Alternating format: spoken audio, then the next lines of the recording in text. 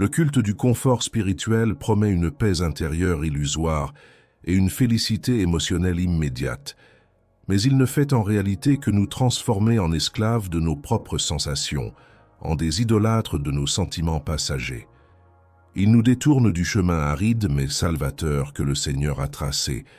La prédication intransigeante de Charles Spurgeon, le prince des prédicateurs, nous ramène avec une force implacable à cette vérité inaltérable. La repentance biblique n'est pas une simple effervescence émotionnelle passagère. Elle exige une mortification radicale de la chair, une capitulation totale de l'ego et la manifestation d'une foi authentique, persévérante et inébranlable, ancrée dans la parole immuable de Dieu et non dans les sables mouvants de nos humeurs changeantes. Vous avez peut-être, comme tant d'autres, expérimenté ce vide assourdissant qui suit les élans religieux les plus intenses. Ces moments où, après avoir versé des larmes de contrition sincère, après avoir ressenti une ferveur brûlante lors d'un culte ou d'une prière solitaire, vous vous retrouvez jours ou semaines plus tard à lutter avec les mêmes péchés tenaces, les mêmes doutes lancinants, la même stagnation spirituelle qui vous accable.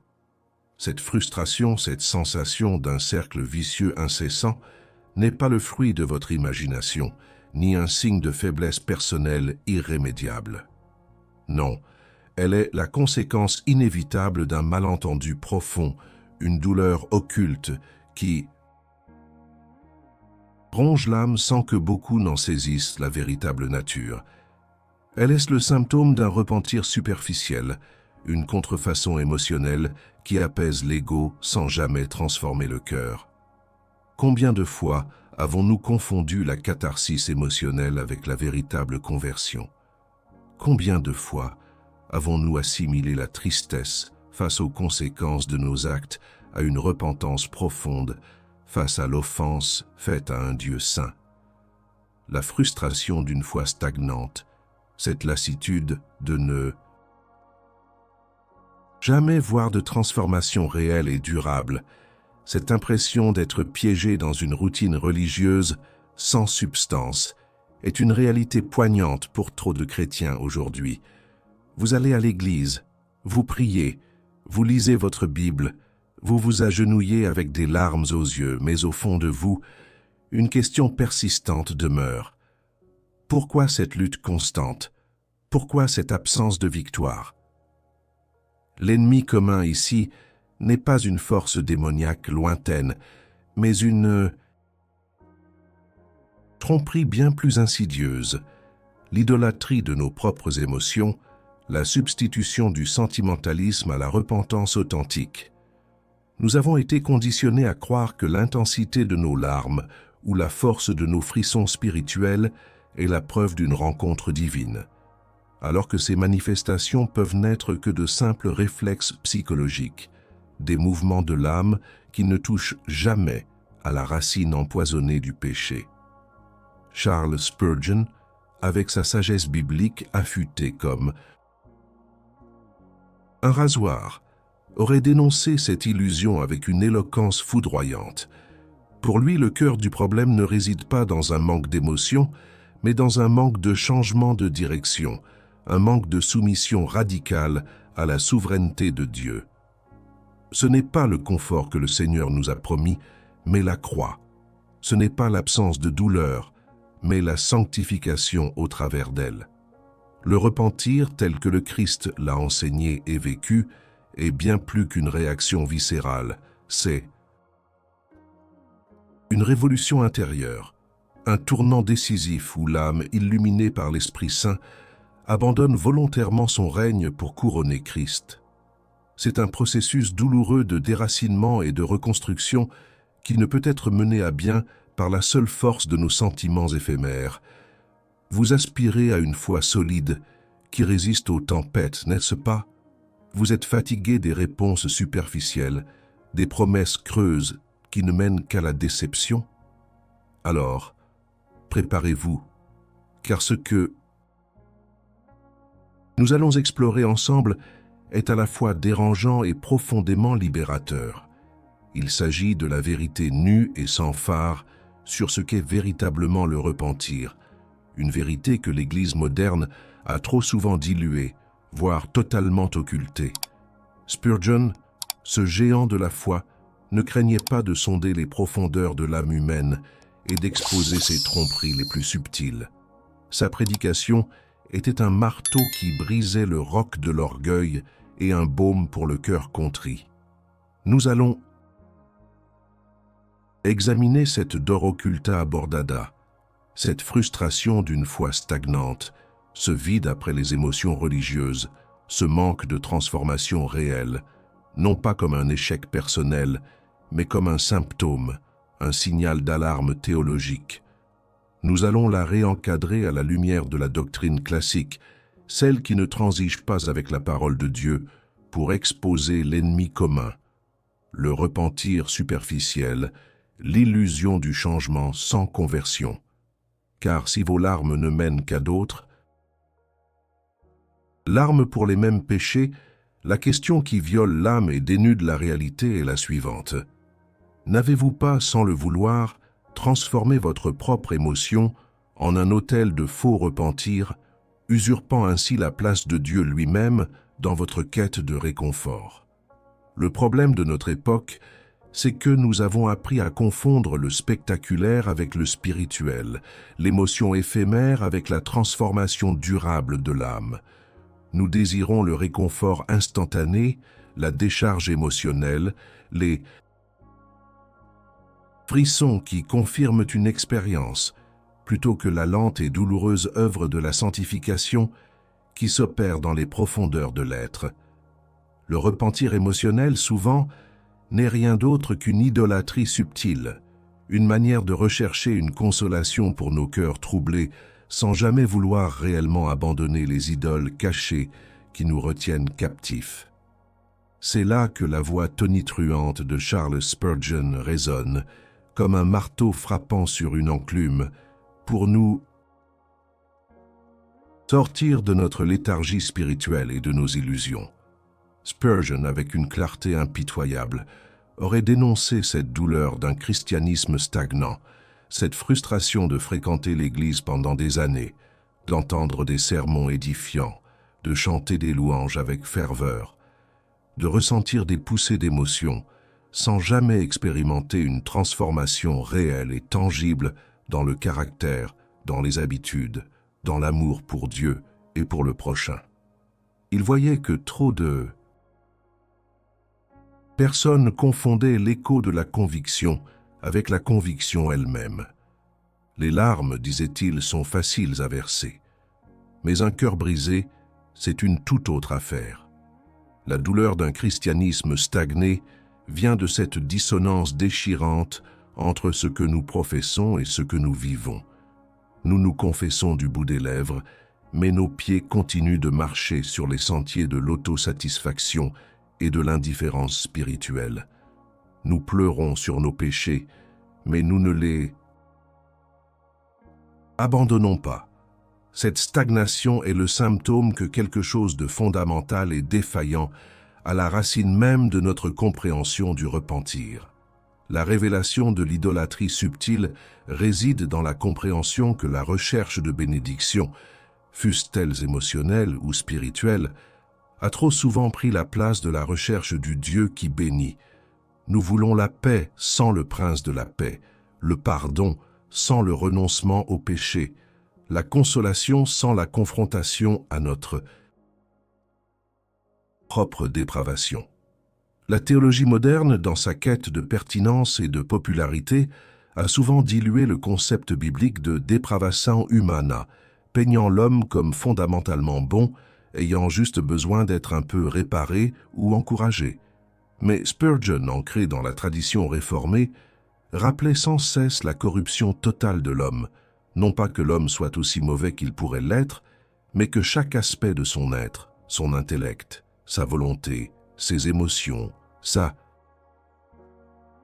conscience est affecté par le péché. Si nos émotions sont corrompues, comment pouvons-nous leur faire confiance comme seul indicateur de notre repentir? Le danger est grand de confondre les larmes qui coulent librement avec la repentance qui brûle et purifie l'âme. Un homme peut pleurer abondamment sur son lit de mort par peur de l'enfer, sans pour autant se repentir sincèrement du mal qu'il a commis. Ces larmes ne sont pas pour Dieu, mais pour lui-même, pour son propre salut et son propre confort. De même, un chrétien peut être ému par un sermon, étreint par une tristesse passagère face à ses manquements, mais si cette émotion ne se traduit pas par une aversion profonde pour le péché lui-même, par une nouvelle obéissance et un véritable changement de vie, ce n'est qu'un voile, une illusion. C'est un repentir qui reste à la surface, une tentative de manipuler Dieu avec des larmes au lieu de lui offrir un cœur brisé et contrit. L'idolâtrie des émotions, c'est lorsque nous nous fions à nos sentiments comme preuve de notre foi, au lieu de nous fier à la parole immuable de Dieu et aux fruits de l'Esprit dans nos vies. Le thésauro impérissable du Saint-Esprit n'est pas dans l'extase temporaire, ni dans l'euphorie passagère. Il est caché dans la communion intime et constante avec Dieu, dans une relation forgée par la foi authentique et soutenue par la souveraineté divine. La véritable prospérité divine, celle qui nourrit l'âme et la fait fleurir, ne réside pas dans les bénédictions matérielles ou les sensations agréables que Dieu pourrait accorder. Elle est bien plus profonde. Elle est la présence de l'Esprit Saint lui-même, œuvrant en nous pour nous conformer à l'image du Christ. Cette communion n'est pas toujours accompagnée de frissons ou de larmes. Elle est souvent silencieuse, exigeante, parfois même douloureuse, mais elle est réelle et éternellement transformatrice. C'est la source de toute sanctification, le moteur du arrepentimiento authentique. La force qui nous permet de persévérer face au juízo de nos propres cœurs. La question n'est donc pas de savoir si vous avez déjà pleuré pour vos péchés, mais si vos larmes ont conduit à une profonde aversion pour le péché et à une nouvelle direction de vie. La vraie repentance est une métanoïa, un changement d'esprit, une réorientation radicale de l'âme. Elle implique une prise de conscience lucide de notre offense contre la sainteté de Dieu, une douleur sincère pour le péché en lui-même, non seulement pour ses conséquences et une résolution ferme par la grâce de Dieu de nous en détourner. Elle est un don souverain de Dieu, une œuvre de son Esprit Saint qui brise le cœur de pierre et le remplace par un cœur de chair, capable de désirer ce qui est bon et d'aimer ce qui est juste. Ce n'est pas un acte unique, mais une posture constante de l'âme, un chemin de vie. Le repentir émotionnel peut être un point de départ, une porte d'entrée vers la conscience de notre besoin. Mais il ne doit jamais être la destination finale. Si nous nous arrêtons là, nous risquons de construire notre maison spirituelle sur du sable, fondation instable qui s'écroulera à la première tempête. Le vrai trésor du chrétien, la vraie prospérité de l'âme, c'est de trouver notre joie et notre satisfaction non pas dans nos propres réactions ou sentiments, mais dans la personne de Christ, dans sa parole, dans son œuvre rédemptrice sur la croix et dans la présence indéfectible de son esprit qui nous guide sur le chemin étroit de la vie éternelle. C'est là que réside la force inébranlable contre les ruses de l'idolâtrie du cœur. Quelles sont les conséquences éternelles et pratiques d'ignorer cette vérité fondamentale, de se complaire dans un repentir superficiel? Elles sont désastreuses. L'âme se dessèche, la croissance spirituelle s'arrête, et le chrétien est condamné à un cycle perpétuel de péché, de fausses contritions et de rechutes, sans jamais connaître la liberté et la puissance transformatrice de la véritable sanctification. Cette illusion, cet inimigo commun du repentir superficiel, conduit à une assurance fallacieuse, un édifice de sable qui s'écroulera inévitablement face aux jouisseaux de Dieu ou aux épreuves de la vie. Charles Spurgeon n'aurait eu aucun ménagement pour démasquer cette dangereuse tromperie. Imaginez l'homme qui se blesse la main et pleure de douleur. Ses larmes sont réelles, sa souffrance palpable. Mais s'il se contente de pleurer sans jamais nettoyer la plaie, sans la penser, sans chercher à la soigner, la blessure s'infectera, s'aggravera et pourra même lui coûter un membre. Le repentir émotionnel est souvent ainsi. Il exprime la douleur du péché, mais refuse le traitement radical qu'il exige. La conséquence la plus amère de cette illusion est la stérilité spirituelle. Vous avez l'impression de beaucoup ressentir, mais de peu changer. Votre vie n'est pas marquée par les fruits de l'esprit mentionnés en Galates 5, mais par les mêmes vieilles habitudes, les mêmes colères, les mêmes convoitises, les mêmes doutes. C'est l'illustration parfaite d'une foi qui, faute d'être profondément enracinée, ne produit rien de durable. La fausse assurance est une autre conséquence tragique. Si vous mesurez votre salut à l'intensité de vos émotions, vous serez constamment en proie à l'incertitude. Un jour, les larmes couleront. Vous vous sentirez proche de Dieu et certain de votre salut. Le lendemain, la sécheresse spirituelle s'installera et le doute rongeur prendra le dessus. Cette fluctuation émotionnelle vous prive de la paix solide qui vient d'une foi ancrée dans la souveraineté de Dieu, dans l'œuvre accomplie de Christ sur la croix, et non dans la volatilité de votre propre cœur. Spurgeon mettait en garde contre une religion de l'excitation, où l'on cherche des sensations plutôt que le Sauveur. Une telle religion est un château de cartes qui s'effondre au premier souffle de vent. Le plus terrible de tout est la manière dont un repentir superficiel endurcit le cœur. À force de verser des larmes sans véritable changement, nos émotions s'émoussent, notre conscience se cautérise. Les mêmes péchés qui nous faisaient pleurer autrefois deviennent des compagnons familiers, et la voix de l'Esprit qui nous appelle à la repentance authentique s'affaiblit jusqu'à devenir un murmure inaudible. C'est un chemin dangereux qui mène à une fausse sécurité, où l'on se croit pardonné parce que l'on a ressenti de la tristesse, alors que le péché continue de régner en maître dans la vie. C'est une insulte à la sainteté de Dieu qui ne demande pas de simples larmes, mais un cœur brisé et un esprit contrit. C'est ici que l'appel à la confrontation de l'ego devient crucial. Rappelez-vous la prière de David dans le psaume 139. « Sonde-moi, ô Dieu, et connais mon cœur, éprouve-moi, et connais mes pensées. Regarde si je suis sur une mauvaise voie, et conduis-moi sur la voie de l'éternité. » Psaume 139, 23, 24. C'est la prière que l'ego craint. L'ego, dans sa ruse subtile, adore l'idée d'un repentir émotionnel, car il lui permet de se sentir bien sans avoir à se soumettre réellement. Il aime pleurer, car cela lui donne l'impression d'être humble, sans que la croix n'ait à le crucifier. Le danger de demander à Dieu d'exposer le péché que nous aimons en secret est que Dieu pourrait bien le faire, et notre ego n'est pas prêt pour cette confrontation radicale. La prospérité que le monde ne comprend pas est précisément le paradoxe d'être riche en foi, alors que l'on est pauvre aux yeux des hommes. Le monde mesure la richesse par ce que l'on possède, par le confort que l'on acquiert, par la facilité de la vie. Mais le véritable tesoro du chrétien n'est pas de cette nature. Il réside dans la sanctification, dans la croissance de notre ressemblance avec Christ, dans l'obéissance à la verdade divine, même si cela implique le sacrifice, la persécution ou le renoncement au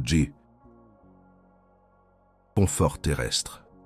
Être riche en foi, c'est avoir une assurance inébranlable dans la souveraineté de Dieu, c'est trouver sa joie en lui seul, et c'est considérer le péché comme l'ennemi le plus redoutable de l'âme. Cette prospérité n'est pas ostentatoire, elle est intérieure, éternelle et imperméable aux vicissitudes du monde. Alors, je vous pose cette question tranchante, qui ne vise pas à vous accabler, mais à vous réveiller. Si les larmes que vous avez versées pour vos péchés n'ont pas encore conduit à un changement radical et durable dans votre vie, si elles n'ont pas éteint l'amour pour ce qui offense Dieu, si elles n'ont pas transformé votre volonté pour désirer sa sainteté plus que votre propre confort, alors, ne serait-il pas temps de reconnaître que ce qui s'est passé dans votre cœur n'était pas la repentance biblique, mais une simple décharge émotionnelle, une forme sophistiquée d'auto-apitoiement? N'est-il pas temps d'admettre que vous avez peut-être confondu la tristesse pour les conséquences avec la haine du péché lui-même? Cette question, je le sais, est brutale. Elle est inconfortable, mais la verdade l'est souvent. Admettre cette réalité, ce n'est pas un aveu de faiblesse, mais un acte de courage immense. C'est le premier pas vers une foi authentique, une vie transformée, un thésauro de l'âme qui ne se flétrira jamais. Je vous demande maintenant, avec toute la gravité que ce sujet exige, de vous arrêter un instant. Laissez cette question résonner en vous. Puis je vous mets au défi de commenter ci-dessous avec un seul mot ou une phrase concise qui capture votre prise de conscience la plus profonde à cet instant. Exprimez votre sincérité, votre doute, votre résistance ou votre désir de vérité. Ne pas répondre, c'est se dérober à la lumière. Ne pas commenter, c'est refuser de s'engager avec cette verdade qui vous confronte directement. Osez la confession publique, même si elle se limite à quelques mots. Qu'allez-vous admettre sur votre repentir? Si les conséquences de l'illusion sont si désastreuses, quelle est donc la solution radicale? Elle n'est pas une astuce psychologique, ni une recette pour des émotions plus intenses. La solution biblique, celle que Charles Spurgeon prêchait inlassablement, est un appel au sacrifice, à la soumission totale, à la mortification de l'ego sur l'autel de la croix. Elle est arrependimento authentique, submission à palavra de Dieu sans réserve, renuncia de soi-même et de toutes les idoles du cœur. La vraie solution ne vise pas votre confort, mais votre sanctification, votre ressemblance à Christ, quelles qu'en soient les douleurs et les coups. Le chamado ao altar n'est pas un appel à se sentir mieux, mais à devenir saint. La véritable foi ne commence pas avec une simple requête à Dieu pour qu'il nous bénisse ou nous soulage, mais avec une reddition inconditionnelle de tout notre être à sa souveraineté absolue. Spurgeon, dans ses sermons, ne se contentait jamais de toucher les émotions de ses auditeurs. Il visait leur volonté, leur cœur, exigeant une décision radicale de se détourner du péché et de se tourner vers Christ. Il insistait sur le fait que le repentir est un acte de la volonté, alimenté par la grâce souveraine de Dieu et rendu possible par l'œuvre de l'Esprit Saint. Qu'est-ce donc que cette repentance radicale? C'est une haine du péché si profonde qu'elle surpasse l'amour de ses plaisirs. Ce n'est pas seulement regretter d'avoir été pris ou de souffrir des conséquences. C'est regretter d'avoir offensé la sainteté de Dieu lui-même. C'est un changement de direction si complet qu'il affecte non seulement les actions extérieures, mais aussi les pensées et les désirs du cœur. Comme l'a dit un jour un grand puritain, la repentance est un don de Dieu par lequel le pécheur, voyant et ressentant son péché comme une offense à la sainteté de Dieu, se détourne de lui avec déplaisir et avec une intention et un effort sincère d'obéir à Dieu en toutes choses. Ce n'est pas un simple acte ponctuel, mais une posture de vie, une marche continue vers la sanctification. Spurgeon insistait sur le fait que la repentance et la foi sont indissociables. On ne peut pas avoir l'une sans l'autre. La foi sans repentance est une foi morte, une foi intellectuelle qui ne transforme pas. Le repentir sans foi est un désespoir amer qui ne voit aucune issue ni aucun pardon. Ces deux vertus sont comme les deux faces d'une même pièce. L'une se détourne du péché par la grâce, l'autre se tourne vers Christ pour le salut. C'est une œuvre divine, une grâce irrésistible qui appelle et transforme le cœur corrompu par la dépravation humaine. C'est l'Esprit de Dieu qui révèle la laideur du péché, qui brise l'orgueil et qui conduit l'âme à désirer ardemment la sainteté. La solution n'est pas de chercher des émotions, mais de rechercher la verdade et d'y obéir. Il s'agit de s'immerger dans la parole de Dieu, non pas pour la lire superficiellement, mais pour la laisser sonder les profondeurs de notre âme, exposer nos motivations cachées et transformer nos pensées. C'est un processus de renoncement quotidien à notre propre volonté, à nos désirs égocentriques, à notre quête incessante de confort et de plaisir, pour embrasser la volonté de Dieu, même si elle mène à la croix. Car c'est dans la croix que réside la véritable vie éternelle, le vrai thésauro du chrétien. La révélation du véritable trésor. Comment Spurgeon a découvert la richesse de l'âme ne s'est pas faite par une recherche de frissons spirituels, mais par une confrontation radicale avec sa propre dépravation et une soumission totale à la souveraineté de Dieu. Il a compris que la richesse de l'âme n'est pas mesurée par l'abondance de ses sentiments ou par ses succès terrestres, mais par la profondeur de sa relation avec le Christ, par sa sainteté et par son obéissance à la parole de Dieu. C'est un trésor qui ne rouille ni ne se corrompt, un thésauro chrétien qui est dans la foi du Esprit Saint, une richesse qui est indépendante des circonstances extérieures. Ce thésauro de l'âme n'est pas un concept abstrait. Il se manifeste par la paix inébranlable au milieu de la tempête, par la joie indéfectible même dans l'épreuve, par un amour pour Dieu et pour les autres qui surpasse tout entendement. Il est le fruit de la sanctification, le témoignage vivant que l'Esprit Saint est à l'œuvre.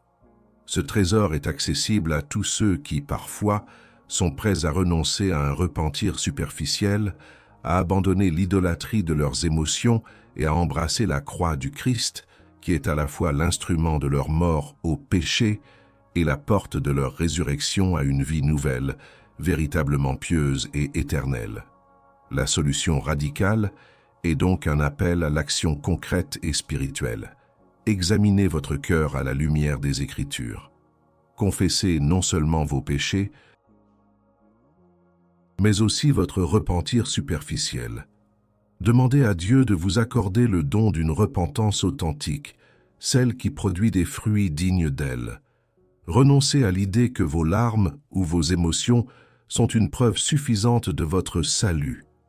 Placez votre foi uniquement en Christ et en son œuvre parfaite et permettez à l'Esprit Saint de vous guider dans une vie de sanctification progressive. C'est le chemin étroit, mais c'est le seul chemin qui mène à la vie éternelle et au véritable thésauro de l'âme. Nous avons traversé ensemble un terrain sacré mais ô combien dérangeant. Nous avons exposé l'illusion dangereuse du repentir émotionnel, cette contrefaçon spirituelle qui promet un soulagement immédiat, mais ne livre jamais la transformation profonde. Nous avons vu comment cette superficialité conduit à une foi stagnante, à des cycles incessants de péché et à une fausse assurance qui, en fin de compte, trahit l'âme et déshonore la sainteté de Dieu. La verdade nue et sans phare, proclamée par des géants comme Charles Spurgeon, est que le repentir ne peut se résumer à une simple explosion de sentiments, aussi sincères puissent-ils paraître. Le repentir authentique est une œuvre souveraine de Dieu, un don de son Esprit Saint qui illumine l'esprit, brise le cœur et réoriente la volonté. Ce n'est pas un simple acte de tristesse, mais une révolution intérieure, une métanoïa, qui implique une profonde aversion pour le péché lui-même, un changement radical de la direction et une soumission inconditionnelle à la souveraineté de Dieu et à sa parole. C'est un chemin de sanctification continue, pavé de renoncement et de mortification de la chair, où chaque jour est une opportunité de mourir à soi-même et de vivre pour Christ. Charles Spurgeon, avec l'autorité d'un prophète et la compassion d'un pasteur, ne se lassait jamais de rappeler que le cœur de la foi chrétienne n'est pas dans l'expérience subjective, mais dans la vérité objective de l'Évangile. Il disait « Le repentir est une chose amère à la bouche mais douce à l'estomac.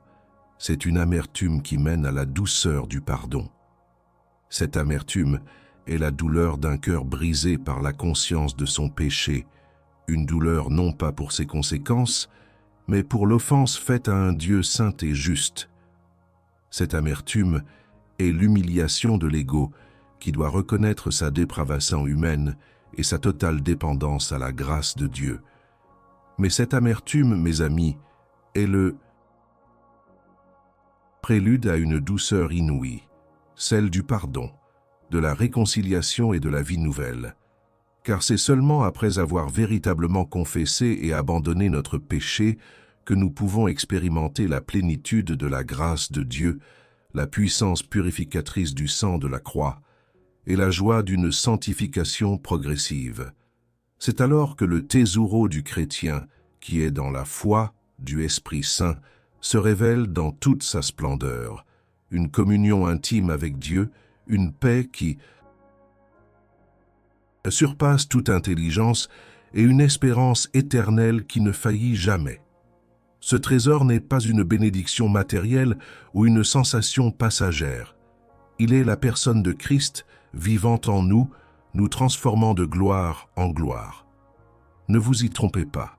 La voie de la verdade est étroite, exigeante et souvent solitaire. Elle ne promet pas un chemin facile, ni une vie sans problème. Au contraire, elle vous appelle à embrasser la croix, à porter vos fardeaux avec courage et à persévérer dans la foi même lorsque les sentiments se taisent et que les émotions s'estompent. Mais c'est précisément dans cette persévérance, dans cette dépendance totale à la souveraineté de Dieu, que se trouve la vraie force, la vraie joie et la vraie liberté. L'appel de Spurgeon à la sainteté résonne encore aujourd'hui avec une urgence prophétique. Il est un rappel brutal à l'ordre dans une ère de spiritualité superficielle. Il nous exhorte à ne pas nous contenter d'un christianisme de façade, d'une foi de sentiment, mais à aspirer à une foi robuste, à une verdade vécue, à une vie de sanctification qui glorifie véritablement le nom de Dieu. Ce n'est pas une option, c'est une exigence pour quiconque prétend suivre le Christ. Le juiseau de Dieu commence par sa propre maison, et il appelle chacun de nous à une repentance sincère et à une obéissance radicale. La verdade est un miroir qui expose nos faiblesses, mais elle est aussi un phare qui nous guide vers le port sûr de la grâce et de la miséricorde de Dieu. Ne fuyez pas cette confrontation, embrassez-la. Laissez-la vous briser pour mieux vous reconstruire. Laissez-la vous dépouiller de vos illusions pour vous revêtir de la justice du Christ. C'est là que réside le véritable thésauro de l'âme, une richesse éternelle qui surpasse tout ce que ce monde peut offrir. Cet appel est inconditionnel, urgent et sobrio. Êtes-vous prêt à y répondre, à vous soumettre à cette verdade qui vous conduit à la sainteté? Nous avons donc voyagé ensemble à travers les méandres de l'âme humaine, éclairés par la lumière impitoyable de la verdade biblique et la sagesse intemporelle de Charles Spurgeon. Ce voyage n'est jamais confortable, car la verdade n'est pas là pour nous caresser dans le sens du poil, mais pour nous confronter à notre dépravation et nous révéler la grandeur de la sainteté de Dieu. la gravité de ce que nous avons exposé, la distinction cruciale entre un repentir émotionnel et la repentance biblique ne doit pas être prise à la légère. C'est le fondement sur lequel repose notre foi tout entière, la pierre angulaire de notre sanctification et l'unique chemin vers le véritable thésauro du chrétien. Votre frustration avec la foi superficielle que vous avez pu rencontrer, ce vide après des expériences religieuses éphémères, cette absence de transformation réelle dans votre vie, ne sont pas des échecs personnels irrémédiables. Ce sont des signaux d'alarme, des invitations divines à sonder plus profondément, à chercher une verdade plus solide, un Dieu plus grand. C'est un appel à rejeter le lait des messages motivants et à aspirer à la nourriture solide de la doctrine classique, celle qui nourrit l'âme et la fortifie contre les tempêtes du doute et du péché. Cet appel à une repentance authentique n'est pas un événement ponctuel dans la vie du chrétien, mais une posture continue de l'âme. Le péché est une réalité constante dans ce monde. Déchu, et notre nature dépravée lutte sans cesse contre la grâce de Dieu. C'est pourquoi la repentance est un acte quotidien, une reddition perpétuelle à la souveraineté de Dieu, une mortification constante de l'ego et de ses désirs rebelles. Chaque matin, le chrétien doit se présenter devant l'autel de la croix, confesser ses manquements de la veille, demander pardon et se résoudre à marcher dans une obéissance renouvelée, alimentée par la puissance de l'Esprit Saint. C'est dans cette marche constante, cette discipline spirituelle exigeante, que se révèle la véritable prospérité divine. Non pas une prospérité matérielle au sens mondain, mais la richesse inestimable d'une âme en paix avec Dieu, libérée du joug du péché, transformée à l'image du Christ et remplie de l'espérance éternelle. Cette richesse n'est pas visible aux yeux du monde, qui ne valorise que ce qui est tangible et éphémère. Mais elle est d'une valeur infinie aux yeux de Dieu, et elle est le thésauro de l'âme que même la mort ne peut nous ravir. Ce chemin de sanctification, jalonné de repentir et d'obéissance, n'est pas facile. La croix est lourde à porter, et les tentations sont nombreuses. Mais vous n'êtes pas seul. La souveraineté de Dieu est votre bouclier, la grâce de Christ votre force, et l'Esprit Saint votre guide et votre consolateur. Il vous équipe pour cette bataille spirituelle, vous donne la foi pour persévérer et vous conduit pas à pas vers la sainteté qu'il désire pour vous. Ce canal est conçu pour être un refuge de profondeur théologique, un contre-courant audacieux à la culture du divertissement religieux. Nous ne vous offrirons pas des messages qui flattent vos oreilles, mais des vérités qui sonderont votre cœur.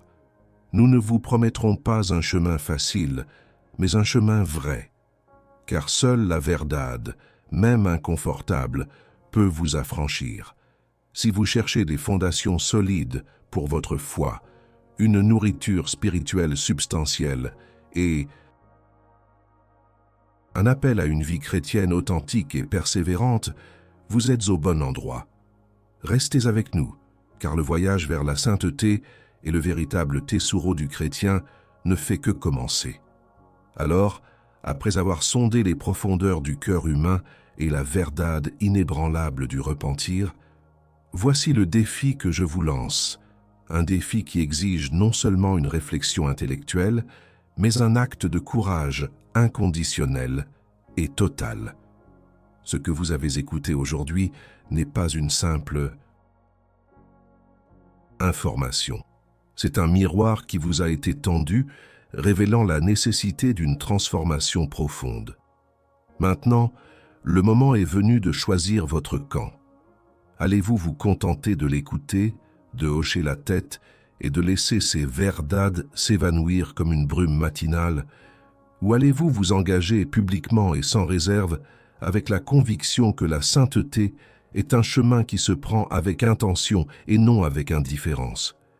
Je vous mets au défi, avec toute la force de ma Conviction. Si ce message a remué votre âme, si la verdade de Charles Spurgeon sur le repentir authentique a éclairé un coin sombre de votre cœur, alors montrez votre courage. Ce n'est pas un simple like que je vous demande, mais un acte public d'affirmation de votre désir de sanctification et de renoncement au repentir superficiel. Cliquez sur ce bouton « J'aime » maintenant, comme un serment silencieux que vous êtes prêt à abandonner l'illusion et à embrasser la croix dans toute sa radicalité. Mais ne vous arrêtez pas là. Pour que votre engagement soit sincère et véritable, il doit aller au-delà d'un simple clic. Je vous invite, avec gravité, à laisser un commentaire ci-dessous. Partagez votre histoire. Dites-nous ce que vous avez appris de ce message, non pas de manière superficielle, mais avec la profondeur que ce sujet exige. Quelle verdade spécifique a résonné le plus fortement en vous? Comment allez-vous appliquer ce défi biblique dans votre vie quotidienne? Votre témoignage n'est pas seulement pour moi, il est pour la communauté, pour ceux qui, comme vous, luttent avec les mêmes questions et cherchent le même thésauro du chrétien. Ne sous-estimez pas le pouvoir de votre foi exprimée publiquement. Et si vous avez soif de plus de verdade, si vous aspirez à une foi qui ne transige pas avec la parole de Dieu, alors rejoignez notre communauté de sentinelles. Abonnez-vous à cette chaîne. Activez la cloche de notification pour ne manquer aucune des prochaines explorations de la doctrine classique. Faites partie de ceux qui refusent le confort et choisissent la confrontation salutaire. Ne pas agir maintenant, c'est laisser une opportunité éternelle s'échapper. Ne pas s'engager, c'est se dérober au défi que Dieu vous lance par sa parole. Ce n'est pas une question de performance, mais d'obéissance. L'heure de la décision est venue. Montrez votre courage, aimez, commentez et abonnez-vous. Faites de votre foi un acte public de soumission et de sainteté. Le véritable thésauro vous attend sur ce chemin total et urgent